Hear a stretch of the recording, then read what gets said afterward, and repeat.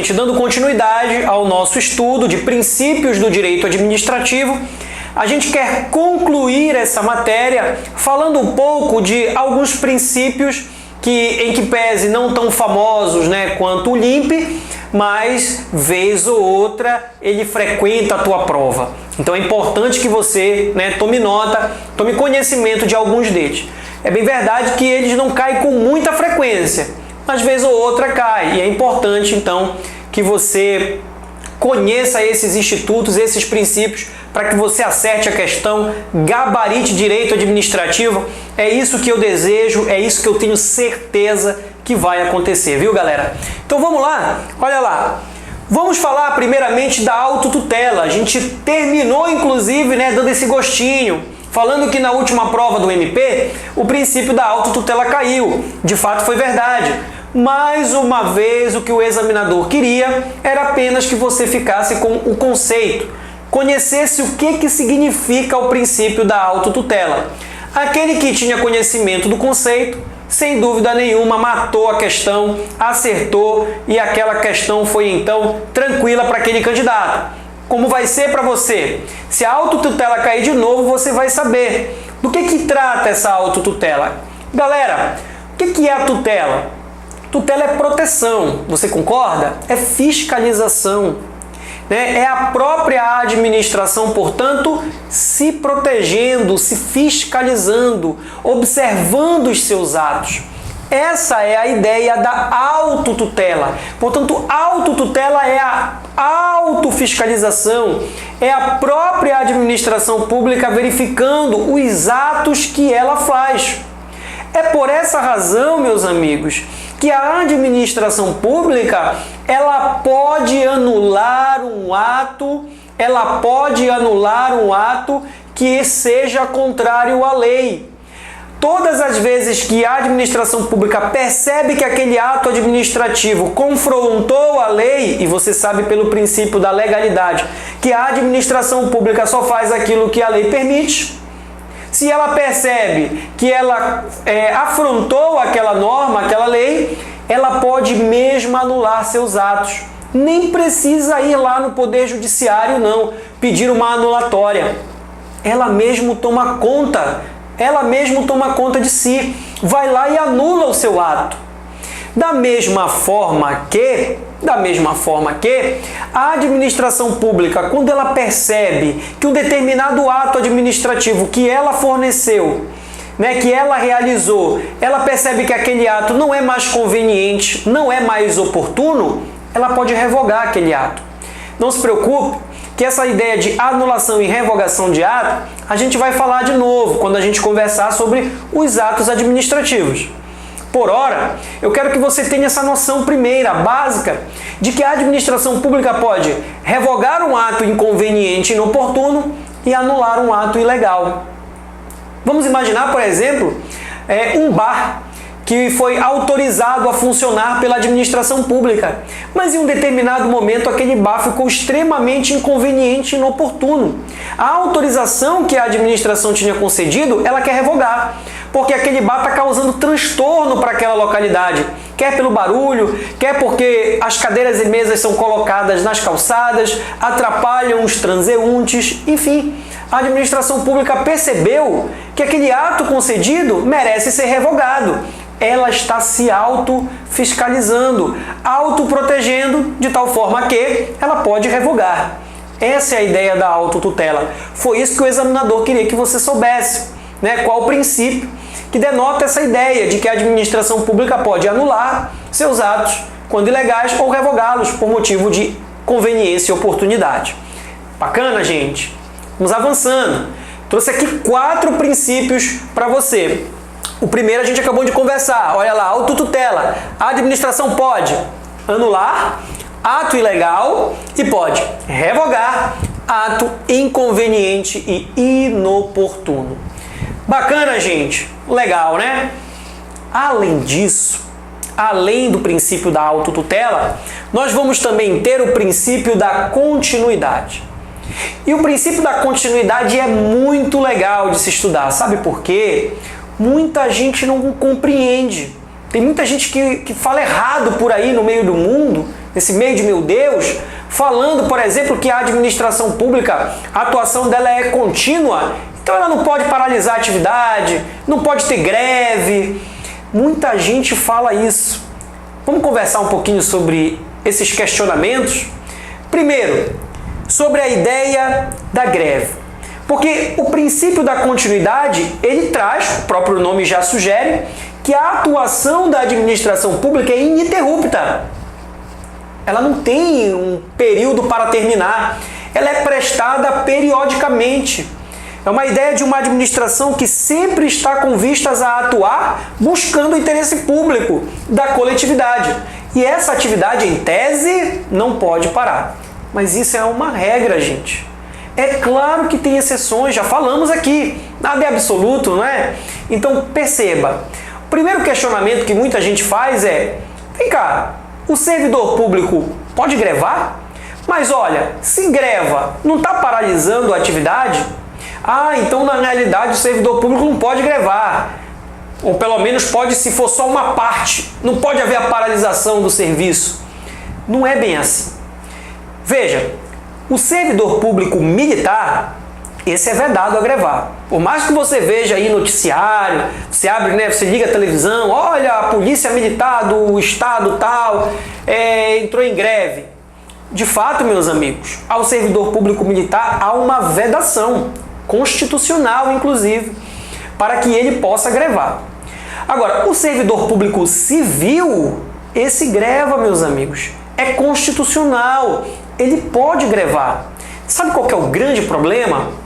É que, quando foi garantido ao servidor público civil grevar, disseram que haveria uma lei que iria regulamentar essa greve. Gente, essa lei nunca veio. Nunca veio. E o servidor público ficava sempre o quê? Frustrado, né? O que ele fazia? Ele recorria ao Poder Judiciário para tentar salvá-lo. E o Poder Judiciário, meus amigos, olha, eu estou contando uma história aqui para vocês que eu estou encurtando o caminho, tá? Até porque você não precisa saber de forma profunda esse caso.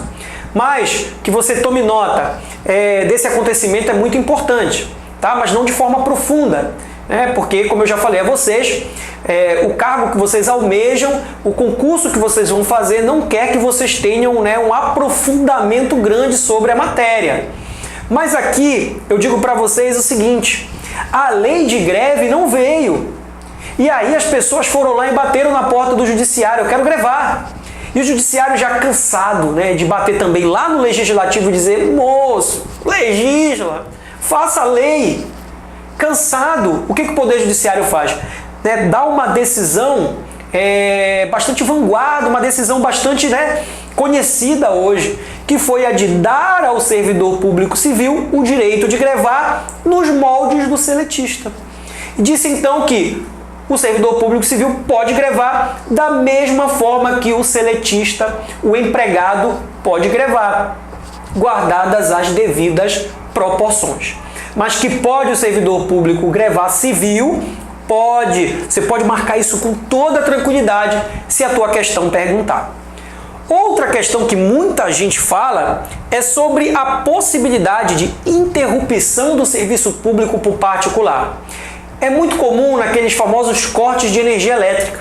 Cortou a minha energia, o cara fica chateado, vai pro meio da rua: eu vou entrar com processo, porque a administração pública não pode cortar. Desculpe, não podem cortar o fornecimento da energia elétrica, porque ela estaria ferindo o princípio da continuidade do serviço público. Será? Claro que não, gente. Inclusive existe uma lei que informa, que fala sobre os serviços públicos e que justamente informa a possibilidade, sim, da administração pública deixar de prestar um serviço ao particular. E, meus amigos, isso é uma razão óbvia. Imagina se a administração pública dissesse: não, olha, eu não posso fazer nada, não vou poder cortar. Aí o fulano também, o vizinho ia fazer do mesmo jeito, o vizinho também, por aí vai, até que a administração pública não ia conseguir mais prestar aquele serviço de forma eficiente. Então, na hora que um não paga, ela está deixando de prestar serviço de qualidade para quem paga. Então a ideia é de que pode sim haver o corte. Inclusive, a justificativa é justamente o princípio da continuidade. Ora, para que eu continue prestando serviço de qualidade, eu tenho que, infelizmente, interromper para este cidadão inadimplente. Tranquilo, gente? Não pode. E olha, por fim, a pergunta que surge é: particular, que, por exemplo, tem um contrato com a administração pública. Imaginem, por exemplo, uma concessão. Acontece muito com as empresas de transporte público. Empresa de transporte público, né? O que elas têm? Elas são empresas privadas, mas que estão ali através de uma concessão prestando um serviço público. Tem um contrato com a administração pública.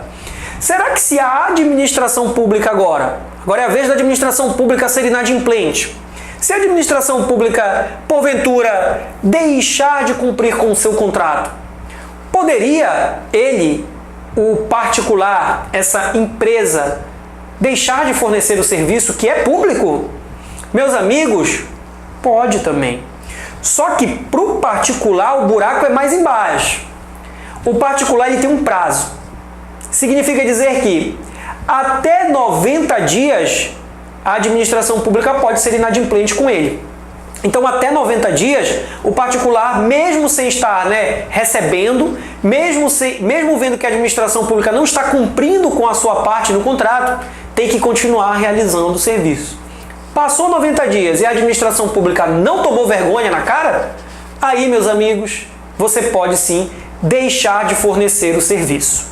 Tranquilo, gente? Bacana? Só uma observação que eu gostaria de fazer quando eu falei aqui na questão da interrupção do serviço público, porque também tem muita gente que pergunta o seguinte: professor, mas e quanto àqueles serviços essenciais? Por exemplo, hospitais, colégios.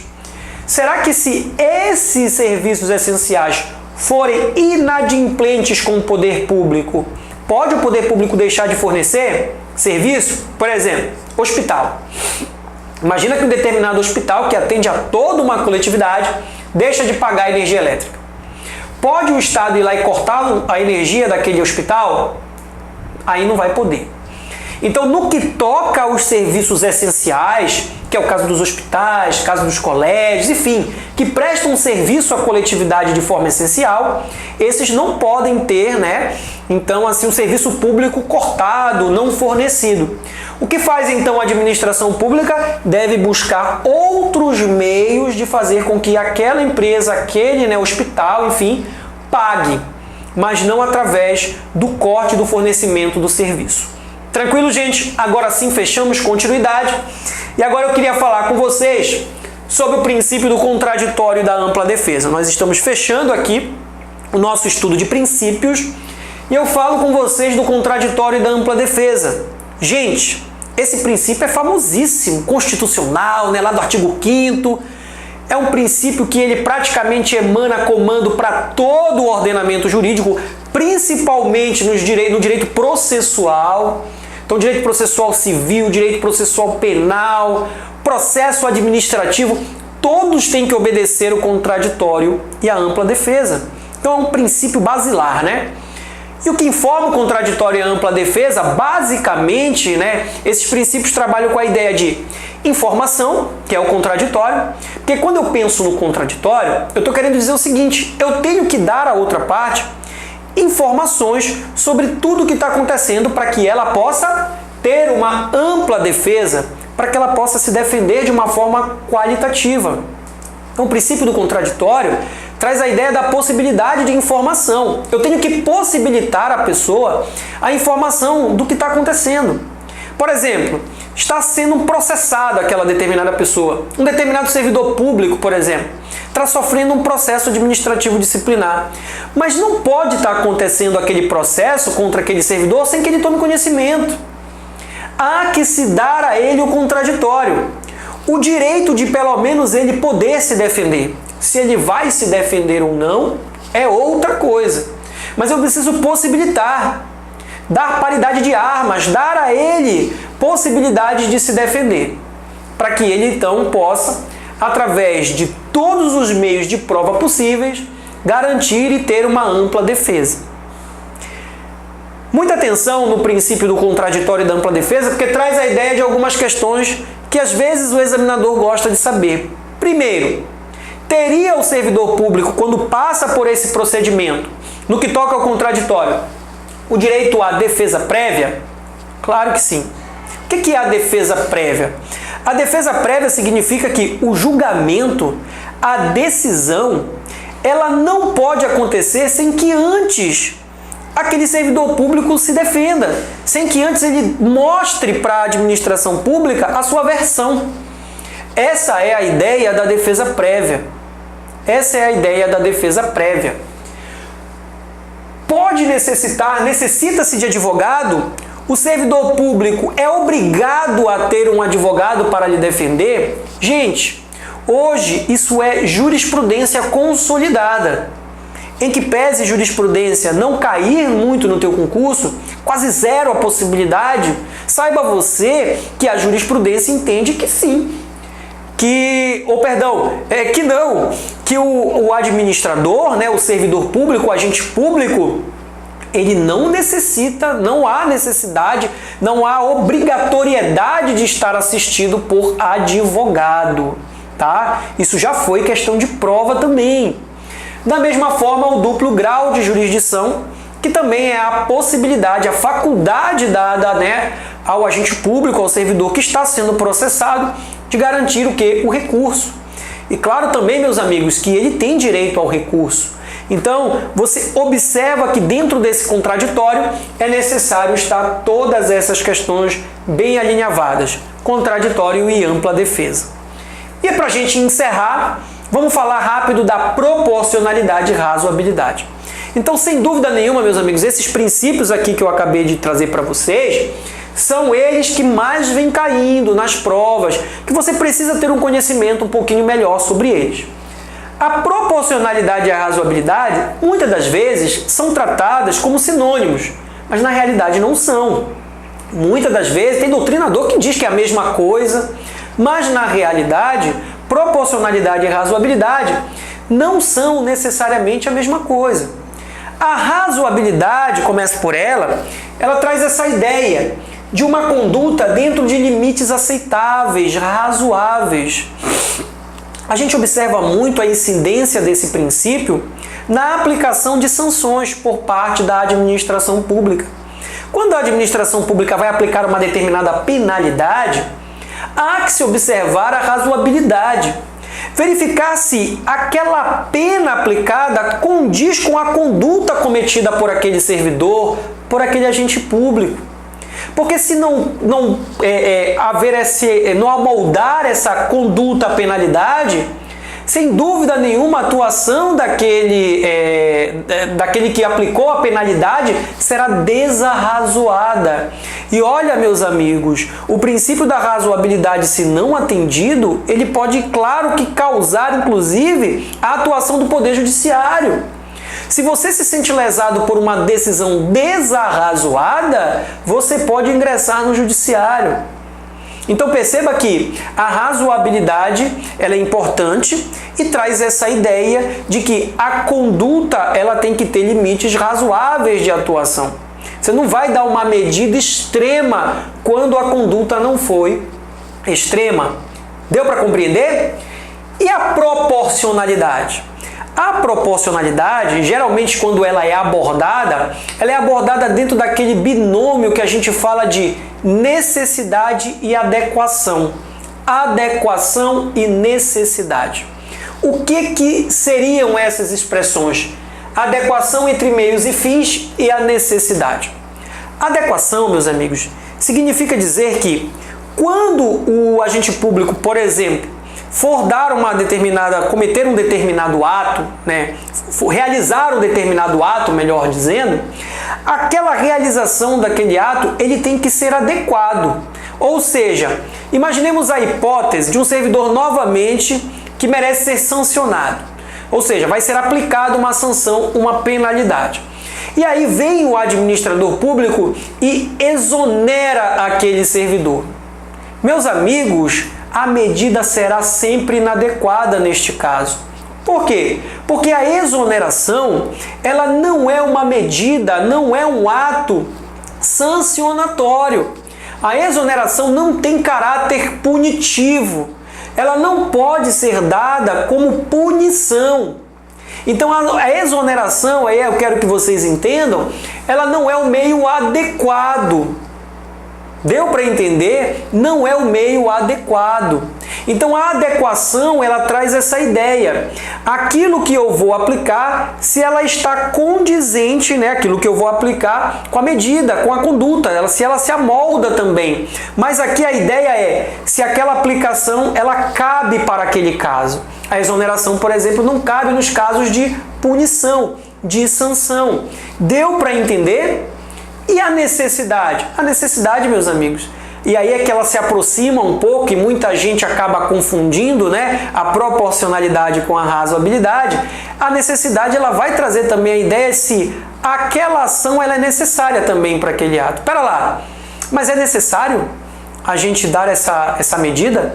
Tudo bem que ela é adequada, tudo bem que a conduta ela é punível, mas a necessidade, ela traz a ideia de necessária para aquele ato, para aquela situação, porque se não for necessária, vai estar ferindo também o princípio da proporcionalidade. Então tome nota de que proporcionalidade sempre traduz a ideia do binômio necessidade e adequação. E a ideia de razoabilidade é a ideia de conduta dentro de limites aceitáveis. Então a razoabilidade, ela diz, a conduta ela é adequada, ela é necessária, portanto proporcional, mas olha, você acabou sendo extremo demais. Então, apesar de necessário, apesar de adequado, houve uma extrapolação por parte do administrador. E aí vai ferir a razoabilidade. Tranquilo, gente? Bacana, né? Fechamos, portanto, princípios relacionados ao direito administrativo. Na nossa próxima aula, a gente já vai conversar sobre poderes, tranquilo? E aí poderes, meus amigos, vai trazer um pouco da ideia daqueles dois princípiozinhos que a gente conversou lá no início. Supremacia do interesse público, indisponibilidade do interesse público. Mas isso é assunto para a nossa próxima aula. Fiquem aí então com Deus, continue estudando bastante, tá legal, gente? Fazendo sempre muitos exercícios.